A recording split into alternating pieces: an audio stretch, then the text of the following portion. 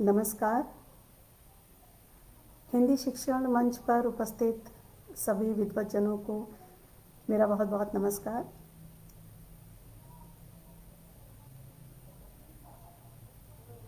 इस मंच के साथ ही मैं त्रिलोकनाथ जी को भी धन्यवाद देना चाहूँगी, जिन्होंने मुझे इस कार्यक्रम में आपके सामने उपस्थित होने का अवसर प्रदान किया। अलका जी नमस्कार।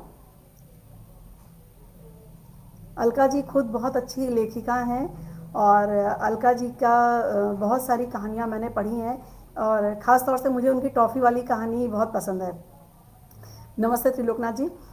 आज मैं आपको जो कहानी सुनाने जा रही हूँ उसका नाम है, वो एक हास्य कथा उसको कह लीजिए। उसका नाम है नाखून चंद चले अंग्रेज़ी सीखने। कहानी इस तरह से शुरू होती है कि मूर्खिस्तान के बाशिंदों को सबसे ज़्यादा खुशफहमी इस बात की रहती है कि वे बहुत अक्लमंद हैं। इतने ज़्यादा अक्लमंद हैं कि कभी कभी अक्ल उनकी खोपड़ी में समा ही नहीं पाती और वहाँ से लीकेज होने लगती है। अक्ल बेचारी इसलिए मूर्खिस्तान के लोगों को देखते ही डर के मारे उल्टे पैर भाग खड़ी होती है। यहाँ का आलम भी बड़ा खुशनुमा होता है, क्योंकि कोई खुद को किसी से कमतर नहीं समझता। मरीज खुद को डॉक्टर से ज़्यादा बुद्धिमान समझता है तो छात्र टीचर को बिल्कुल चूरन की गोली के बराबर ही आंकता है। इन सबसे बढ़कर महान है हमारे पड़ोस में रहने वाले नाखून चंद। उनके अनुसार वो मूर्खिस्तान तो क्या, इस पूरी कायनात में सबसे ज़्यादा अक्लमंद है। इस बात को कोई माने या ना माने, वे आंख मूंद कर मानते हैं। नाखून चंद जी का असली नाम तो मनीष यादव था, पर उनके नाखून बराबर डील डॉल को देखकर मोहल्ले वाले उन्हें नाखून चंद कहकर बुलाने लगे। किसी तेज न्यूज़ चैनल की समाचार की तरह पूरे मूर्खिस्तान में ये नाम हवा की तरह उड़ चला और सभी नामचीन बुद्धिजीवियों को जितने भी बुद्धिजीवी थे उन्होंने इस नाम को पसंद भी बहुत किया। मनीष जी के लाख सिर धुनने के बाद भी उनका नया नामकरण संस्कार लोगों ने कर ही दिया। वैसे भी मूर्खिस्तान के महा फालतू बैठे ठाले लोगों के पास काम ही क्या था, इसीलिए वे सब इन बातों की फिराक में रहते थे। और जैसे ही ऐसी कोई बात पता चलती कि किसी का नाम बदलने वाला है या किसी के घर में आग लग गई, तो वह सबसे पहले जाकर वहाँ पर समय व्यतीत करते और बातचीत करते और गप मारते हुए सोचते, चलो एक दिन जो था हमारा बड़ा काम में कटा। नाखून चंद के दिमाग में एक से बढ़कर एक खतरनाक आइडिया हाजिरी लगाया करते थे। इसी तरह एक दिन अंग्रेजी सीखने के आइडिया ने उनकी खाली खोपड़ी पर टन से आवाज़ की और उन्हें चारों तरफ ABCDEF दिखाई देने लगा। उन्होंने जब कुछ खास दोस्तों को अपने मन की बात बताई तो वे उन्हें अजीब नज़रों से घूरने लगे और तब तक घूरते रहे जब तक नाखून चंद खिसियाते हुए वहाँ से दफा नहीं हो गए। हाँ, ये बात और है कि दोस्तों के ठाकों की आवाज़ गली के नुक्कड़ तक गूंजती रही और बहुत देर तक गूंजती रही। बहुत दिमाग लड़ाने के बाद उन्हें अचानक अपने मोहल्ले के बीए चाचा याद आए। नाम का जहन में कौंधना था कि वे नंगे पैर ही सीधे बीए चाचा के पास मशवरा लेने के लिए दौड़ पड़े। बीए चाचा पूरे 5वीं दर्जे तक पढ़े थे, पर उनके मन में बड़ी साथ थी कि वो बीए तक पढ़ें। उन्हें बीए पढ़ाने के लिए उनके अम्मी अब्बू ने खूब पापड़ बेले कि वो किसी तरीके से 5वीं दर्जे से आगे बढ़कर बीए तक पहुंच जाएं, पर ऐसा हो नहीं पाया। ढेर सारी किताबें दिलवाई गईं, न जाने कितनी पतली और सकरी गलियों में भी सेंध लगाते हुए दुनिया की नज़रों में काबिल माने जाने वाले टीचर ढूंढ निकाले गए। सालों और महीनों की बात तो हवा में चली गई, ये कहिए कि हफ्तों के हिसाब से सारे अध्यापकों की फौज ने उन्हें पढ़ाया, पर 5वीं कक्षा से जैसे उनका कोई पिछले जन्म का नाता था। बीए चाचा कभी 5वीं कक्षा से निकलकर 6वीं कक्षा के दरवाजे तक भी नहीं पहुंचे, या यूं कह लीजिए कि 6वीं कक्षा के दरवाजे के दर्शन उन्हें कभी नसीब नहीं हुए। एक दिन बीए चाचा के जो अब्बू थे वो हाथ में डंडा पकड़े उनके पास आए और बोले, पढ़ता क्यों नहीं है बे? किताबें पढ़ता तो रहता हूँ दिन रात। बीए चाचा मिमियाते हुए बोले, क्या पढ़ता है? अब्बू गुर्राए। जो मास्टर जी पढ़ाते हैं, कहते हुए चाचा किताब के अंदर लगी कॉमिक्स को सेट करने लगे। तो फिर तू नंबर क्यों नहीं लाता है? लाता तो हूँ, कहाँ लाता है? कहते हुए अब्बू ने डंडे को बीए चाचा के सिर की तरफ तान दिया। मामला गर्म होते देखकर दुबली पतली अम्मी हवा के झोंके सी उड़ती हुई आ गिरी और अब्बू की तरफ देखकर बोली, क्या गंवारों की तरह नंबर लाता है नहीं लाता है, लाता है नहीं लाता है कि रट लगा रखी है? नंबर क्या चप्पल पहनकर उसके पीछे पीछे घर तक चले आएंगे? अम्मी के आगे अब्बू हमेशा की तरह सिटपिटा कर रह गए। पर भला अम्मी को 2-4 जुमलों में ही कैसे सुकून आता? इसलिए उन्होंने अब्बू को घूरते हुए कहा, सूप तो सूप, छलनी भी बोले जिसमें 72 छेद। इतना भारी मुहावरा सुनकर अब्बू बेचारे थर थर कांपने लगे। उनकी 8 फीट की भारी भरकम काया 4 फीट की पतली दुबली अम्मी के सामने थरथराने लगी। अम्मी की जुबान तो तलवार से भी ज्यादा प्राणघातक थी। इसलिए बेचारे अब्बू खिसियाते हुए बोले, बिल्कुल दिमाग ही नहीं है इस गधे में। हाँ तो कहाँ से आएगा दिमाग जब उसके अब्बा की खोपड़ी ही बिल्कुल वीरान है, अम्मी हाथ नचाते हुए बोली। इसी बीच अब्बू ने बीए चाचा को मुंह दबाकर हंसते हुए देख लिया था। इसीलिए अपनी रही सही आबरू को बचाने के लिए वो एक कोने में डंडा फेंककर घर से तुरंत बाहर 9-2-11 हो गए। अम्मी ने बड़े ही प्यार से बीए चाचा के सिर पर हाथ फेरा और कहा, तू 50 साल 5वीं कक्षा में ही पढ़ा रहे, देखती हूँ कौन कहता है तुझे 6ठी कक्षा में जाने के लिए। बीए चाचा खुश होते हुए बोले, तुम इस दुनिया की सबसे अच्छी अम्मी हो। अम्मी यह सुनकर निहाल हो गई और हंस पड़ी। बीए चाचा हसीन मौका देखकर पतली गली से अपने निठल्ले दोस्तों के साथ खेलने के लिए दौड़ पड़े। अब तो बीए चाचा के राजसी ठाठ थे, न पढ़ाई की चिंता, न रोजाना स्कूल जाने का सिरदर्द। कभी किसी की कोई बात नहीं मानने वाले बीए चाचा ने अम्मी की ये बात गांठ बांध ली थी कि उन्हें हमेशा 5वीं कक्षा में ही रहना है। पर एक उम्र के बाद में उन्हें जाकर समझ में आया कि पढ़ाई नहीं करके उन्होंने कितनी बड़ी गलती की है। अपने ही पढ़े लिखे दोस्तों के सामने उन्हें कई बार शर्मिंदा होना पड़ता। वे अच्छी तरह से जान चुके थे कि बिना डिग्री के नाम की कोई इज्जत नहीं रहती है। इसीलिए उन्होंने अपना नाम बीए रख लिया और धीरे धीरे धीरे पूरे मूर्खिस्तान में बीए चाचा के नाम से मशहूर हो गए। और आगे क्या हुआ? आगे आज इन्हीं महान शख्सियत से मिलने हमारी दूसरी महान शख्सियत नाखून चंद जब उनके घर पहुंची तो हमारे बीए चाचा खटिया पर बैठकर रस्सी गिन रहे थे। क्या कर रहे हो चाचा? नाखून चंद ने आश्चर्य से पूछा। अरे खटिया पर बुनी रस्सियों का ईंटा वाला आकार जो होता है मुझे बचपन से ही बहुत पसंद है, वही गिन रहा हूँ। वाह, मैं बिल्कुल सही आदमी के पास आया हूँ, बिल्कुल सही आदमी के पास आज मैं राय लेने के लिए आया हूँ, नाखून चंद ने मन ही मन सोचा। आजकल भला कहाँ किसी को इतनी फुर्सत है कि ऐसी बातों पर इतनी गंभीरता से विचार करे। नाखून चंद ने मन ही मन ये सोचते रहे और खुश होते रहे। चाचा को अपनी ओर घूरता देखकर नाखून चंद बोले, हम सोच रहे हैं अंग्रेजी सीख डालें। अंग्रेजी के नाम से ही चाचा का हलक सूख गया। वो अचानक ही ईंटों की गिनती भूल गए और आश्चर्य से बोले, तो किसी मास्टर के पास जाओ, हमारे पास क्या धरा है। अब भला आपसे ज्यादा काबिल टीचर हमें कहाँ मिलेगा। नाखून चंद अपनी नाखून जैसी काया को चाचा के चरणों की तरफ झुकाते हुए बोले, टीचर। टीचर शब्द सुनते ही चाचा का सिर भन्ना गया।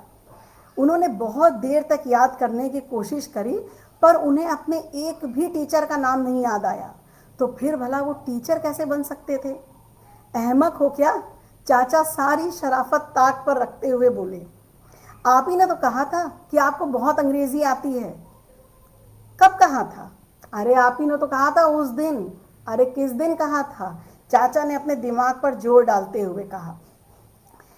शायद इतवार था, जिस दिन सभी लुच्चे लफंगों की महफिल पीपल के पेड़ के नीचे सजती है और आप उस महफिल की जान होते हो। नाखून चंद खुश होते हुए बोले। चाचा का मुंह गुस्से से लाल हो गया और उन्होंने गुस्से में अपनी मुट्ठियां खींच ली। अचानक ही चाचा मुस्कुराए और हंसते हुए बोले, तुम अंग्रेजी सीखने आए हो या हमारी तौहीन करने? तो आप इस बात पे हंस क्यों रहे हैं? नाखून चंद घबराते हुए बोले, क्योंकि जब हमें गुस्सा आता है तो हम मुस्कुराते हैं, खिलखिलाते हैं और ठहाका मार के हंसते हैं। पर क्यों? कहते हुए नाखून चंद सावधानी बरतते हुए चाचा से थोड़ा सा दूर हट गए। इसलिए क्योंकि तुम जैसे खून जलाऊ और प्राण पीने वालों का यहाँ तांता लगा रहता है, मजमा जमा रहता है, तो क्या हम सुलग सुलग कर अंगारा हो जाएं? ये कहकर चाचा ने नाखून चंद की तरफ देखा और फिर अपनी गंजी खोपड़ी पर एक तमाचा मारकर हंस दिए। तभी बीए चाचा गंजी खोपड़ी पर बैठी मक्खी को उठाते हुए बोले, पर तुम ये भला अंग्रेजी क्यों सीखना चाहते हो? नाखून चंद ये सुनकर ऐसे शर्माए मानो उनके ब्याह की बात हो रही हो। वो मुस्कुराते हुए बोले, 4 दिन बाद एक जगह इंटरव्यू देने जाना है। अगर हमने अंग्रेजी में जवाब दे दिए तो वहां पर हमें मैनेजर बना दिया जाएगा। ओह, चाचा ने उन्हें भरपूर नजरों से देखते हुए कहा। पर अंग्रेजी का नाम सुनकर बीए चाचा के माथे पर पसीना तो छलछला ही गया था, पर वह अपनी नाकाबिलियत किसी पर जाहिर तो होने नहीं देना चाहते थे। इसीलिए थूक गटकते हुए बोले, अब जैसा कि तुम देख रहे हो कि मात्र 4 दिन बाद तुम्हारा वो क्या कहते हैं उसे, किसे क्या कहते हैं? नाखून चंद ने पूछा। अरे वही जिसे देने से या तो नौकरी मिलती है और या नहीं मिलती है। नाखून चंद हंसते हुए बोले, क्यों मजाक कर रहे हो चाचा, तुमको क्या इतना भी नहीं पता? चाचा खिसियाते हुए बोले, हम तुम्हारे मुंह से सुनना चाहते हैं, भला हमें क्यों नहीं पता होगा? हम देखना चाहते हैं कि तुम्हें कुछ आता भी है या हमारी नाक कटवाओगे उसे देने से पहले। चाचा का तीर ठीक निशाने पे जा लगा। नाखून चंद लाख कोशिशों के बाद भी सही तरह से इंटरव्यू नहीं कह सके और चाचा के पैर दबाते हुए धीरे से बोले, उसे इंटरव्यू कहते हैं चाचा। चाचा ने यह सुनकर राहत की सांस ली और बोले, जैसा कि पूरा मूर्खिस्तान जानता है कि हम अंग्रेजी के खुदा हैं, वो तो तुम जैसे निपट जाहिलों के सामने बोलने से कोई मतलब नहीं है, इसीलिए अपने इस ज्ञान को 7 तालों में बंद रखे घूमते रहते हैं। नाखून चंद चाचा की काबिलियत सुनकर और जोश में आ गए। अपने आप ही उनके हाथ चाचा के पैरों पर और फुर्ती से चलने लगे। वो पैर दबाते जा रहे थे और सोचते जा रहे थे, बस अब तो मुझे 4 दिन में चाचा अंग्रेजी सिखा के ही दम लेंगे। तभी चाचा बोले, अब अगर तुम 1 महीने पहले आते तो हम तुम्हें न जाने अब तक कितनी अंग्रेजी सिखा चुके होते, और उसमें तो पास होने से तुम्हें कोई रोक ही नहीं सकता था। नाखून चंद इस बार समझ गए कि चाचा ने इंटरव्यू के कई दूसरे पर्यायवाची सोच के रखे हैं और कई दूसरे नाम खोज निकाले हैं, जैसे उसमें, उसके, उसे। वो बोले, आप तो काम भर का सिखा दो चाचा, मैं सारी अंग्रेजी रट लूँगा।